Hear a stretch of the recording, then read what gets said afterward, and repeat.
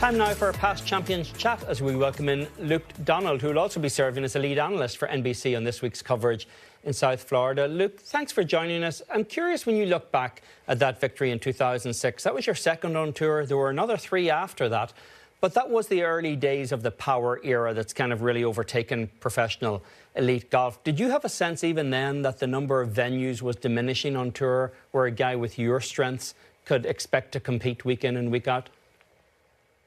Absolutely. Yeah, obviously, I grew up coming out on tour. 2002 was my first year. Obviously, Tiger had been very, very dominant for a number of years and showed that, hitting the ball very far and doing a lot of other things well, obviously, was a great recipe for success. In 2006, yeah, I was thinking about how I could hit the ball further. I tried to do that a little bit for the next couple of years. In 2008, at the US Open at Torrey Pines, I injured myself. I hurt my wrist. I was out of the game for 6 months, probably a little bit through trying to hit the ball too far.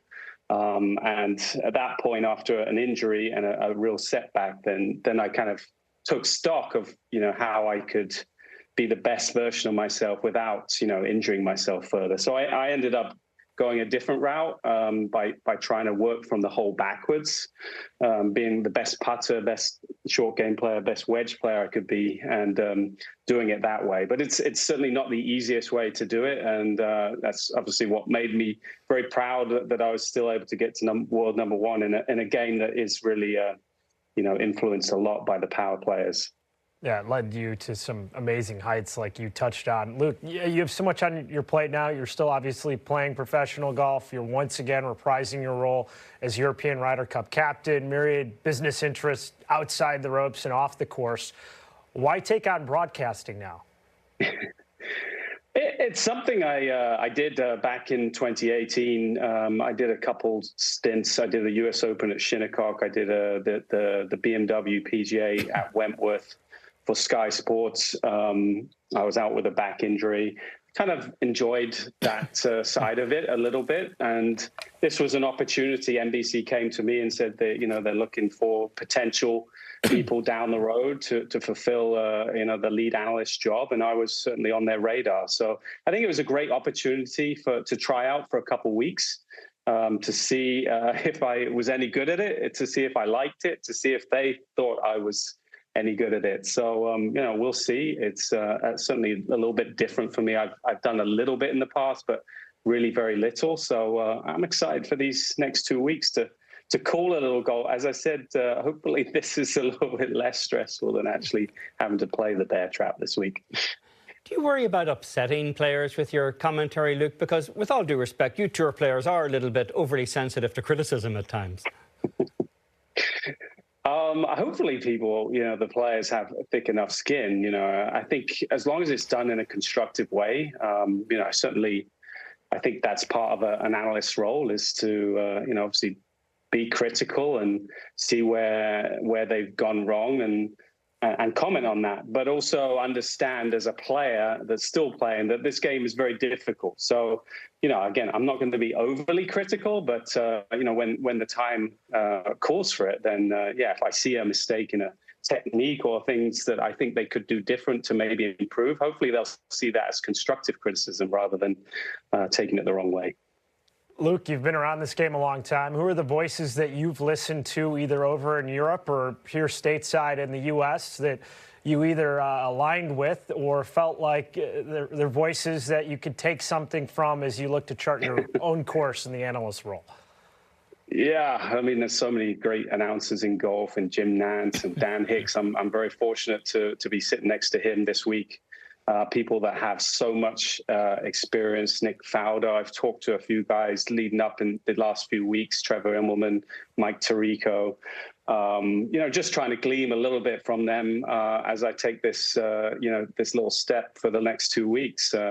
This is the same thing I did, with my captaincy in the Ryder Cup. Try and talk to as many people as I can, just glean little bits, what I think is going to be helpful, what I think is interesting, and then just put myself out there and see how I do. Speaking of that Ryder Cup captaincy, Luke, it's a very gentle flex with the 6 Ryder Cups on the shelf behind you right there. I'm curious what your takeaway from Rome is the question. There's one more in the trophy cabinet here, but that's the real one. So there is 7. Well, that's sending a message to whoever you're going up against at Bethpage in 2 years right away. There's a question that we never ask winners that I'm curious about coming out of Rome. What was your biggest regret at Rome? Something you thought you didn't do as well as you might have, and that you intend to rectify that heading to Bethpage next year?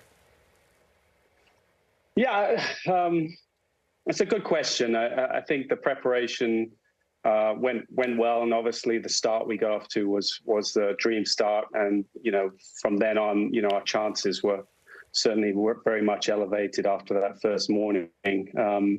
The singles, I struggled a little bit just knowing exactly where to go and exactly how to talk to the players.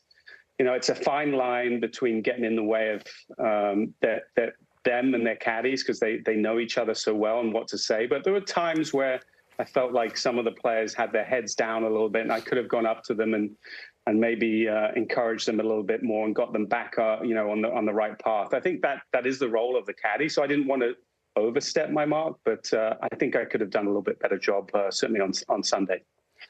There are some serious rumblings that you're going to go up against Tiger Woods as the captain at Bethpage next year. Would that in any way intimidate you? Would it impact how you choose to do the job going into that Ryder Cup? No, not at all. Obviously, I'd be delighted to go up against Tiger. I think I have the utmost respect. He's the guy that we all looked up to in terms of what he did on the golf course. I mean, just one of the greatest, if not the greatest player to ever play, and got to play against him a few times in Ryder Cups. No, I think, my job is totally separate to what he's doing. I can't control, again, how he goes about his job. I know, obviously, having done this for 14 months, what is required. And there'll be different challenges this year, being away and being at Bethpage, in that kind of hostile environment. So, again, it's really more about me concentrating on what I can do to give my guys the best opportunity and not worrying about what Team USA is doing. Luke, touching on giving your team the best opportunity to try and win at Bethpage, and you're going to be asked this a ton leading up to next year. There's only been one road team to win the Ryder Cup for the last 15-plus years. I mean, it's one of the hardest things to do in just all of sport. It's almost like a team winning on the road against a top 10 football team in college football, how rare it has been in recent memory. From a mentality standpoint, what conversations will you have with your guys that could maybe include people in either other sports or other disciplines to help them, just from a psyche standpoint, have the right mindset going into that undertaking? Yeah, certainly. It's the things I've been thinking about the last month or two since taking on this role again. I think that's the big advantage we had in Rome, was the home support, and that's suddenly now a big disadvantage. So how do you turn that around? How do you somehow how do you get stronger with such a hostile crowd against you? And that does mean talking to other sports, other people who have done very well from away matches, just doing my research and then figuring out, which players thrive in those kind of conditions. And, maybe when it comes down to my picks, that I'll be thinking about some of that stuff, their personality matchups and how they thrive in those very, very difficult situations. Well, Luke, we're both looking forward to seeing you in the booth this week. Thanks for joining us here on Golf Today, and enjoy being in the 18th tower at the Cognizant Classic. I will. Thank you, guys.